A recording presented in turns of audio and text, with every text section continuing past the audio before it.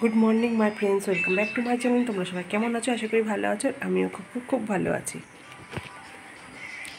তো ওয়েদারটা এতটাই জঘন্য, জানি এই ওয়েদার সব জায়গাতে সবাই এই ওয়েদারের সম্মুখীন হয়েছে।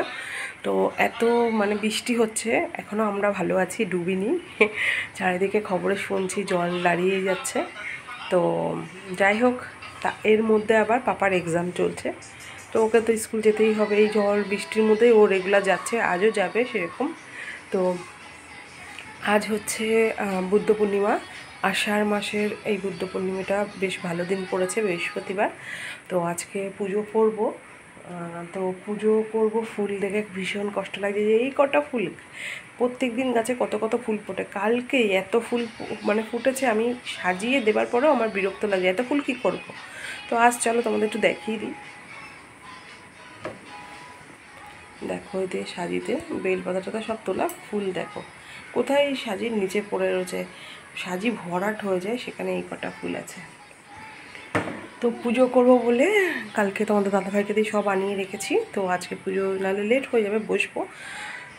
তো চলো, পাপা খাচ্ছে ওই ঘরে, পাপাকে আগে স্কুলে গাড়িতে তুলে দিয়ে আসি, তারপরে ঘর দুয়ার মোছা পুরো ডান। ও তোমাদের আরেকটা জিনিস দেখাই, চলো। তো এই দেখো আমার ধোপা বাড়ি, 3 দিনের জামা কাপড় গেছে। তো দেখো এই যে বাইরে কীভাবে বসবাস যে করছি, কিভাবে যে দড়ি টাঙিয়ে, বলার আর ভাষা নেই। এই ঘরটা তো যাচ্ছে তাই হয়েই থাকে আমাদের, দেখো কিছু বলার আর ভাষা নেই।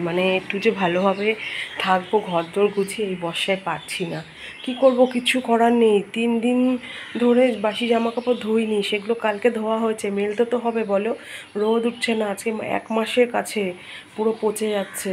তো এই যে সব জানলায় গ্রিলে দিয়ে এইভাবেতে রেখেছি। তোমরাও কি আমার মতন এরকম করছো? কী করবে বলো, একটু শুকালে খাটের স্ট্যান্ডে দিচ্ছি, আর কিছু করার নেই। আর যেহেতু এই ঘরটায় থাকি বলে এই ঘরটায় খাটের স্ট্যান্ডে কিছু রাখি না। তো চলো পাপাকে দিয়ে এসে তারপরে কথা হবে, আর কীভাবে আজকে পুজোটা দিই সেটাও তোমাদের সাথে শেয়ার করব। তো আজ বেশি ফুল পাইনি, তো সে কারণে যতটা ভাবে সম্ভব গুছিয়ে পুজোটা সেরে নিয়েছি। দেখো অন্যদিন কত ফুল থাকে তোমরা দেখেছো, আর আজকে আমাদের গোপুসোনাকে কত সুন্দর লাগছে, একটা ইয়েলো কালারের ড্রেস পরিয়ে নিয়েছি। আর এখানে আমার পুজো কমপ্লিট। আর দেখো সিন্নি মাখার জন্য কত নারকেল খুঁজেছি 2 দিন ধরে, তো নারকেল পাইনি।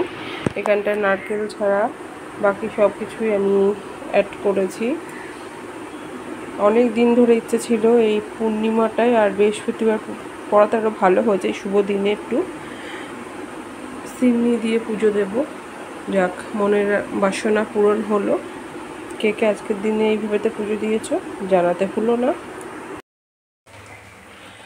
তো কি বলবো, পুজো টুজো দিয়ে উঠে দেখো মালপোয়া বানাতে চলে এসেছি।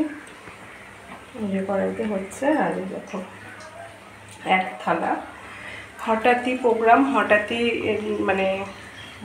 বানাবো বলে প্রিপারেশন নিয়েছি।